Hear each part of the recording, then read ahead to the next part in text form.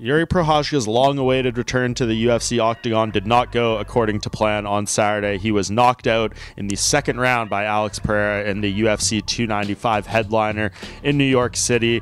A tough go for Prochazka in this fight, of course. Had to vacate the belt due to a serious shoulder injury that took him a little more than a year to recover from and eventually get back in the cage. And he seemed to have some good moments in this fight for sure, but ended up getting caught with a shot in the second round. The referee decided to jump in and stop it. Some instant thoughts about whether it was an early stoppage, premature, all those things. Prochazka kind of put all that to rest in his post-fight interview with Joe Rogan, saying that he was out. It was a fair stoppage, so let's put that controversy to rest. And now he can go back and regroup.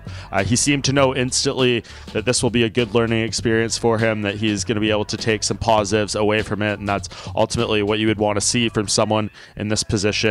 And once he goes back to the drawing board, I do think he is still very much one of the top contenders for this belt and will be fighting for it again at some point, but I'm sure he will need a win. I don't think this is an instant rematch scenario by any stretch, especially because the title was vacant coming in and we have Jamal Hill out there waiting for his shot once he recovers from his injury that forced him to vacate the belt on his own. So I think Prochazka's going to have to look towards a fresh matchup, someone else in the rankings, and he only has a couple UFC fights to his name, so there's certainly no shortage of options when you look at fresh opponents, and you could really pick your name from the litter in terms of who makes sense. Someone like Nikita Krylov, who's on a nice run and is deserving of a step up right now. Maybe the winner of Jan Blachowicz and Alexander Rakic, who rematched themselves at UFC 297 in January. If you want to go a little bit further down and find a name like an Anthony Smith, who of course is always a guy that the UFC likes to put in some marquee notable fights, any of those I think would work.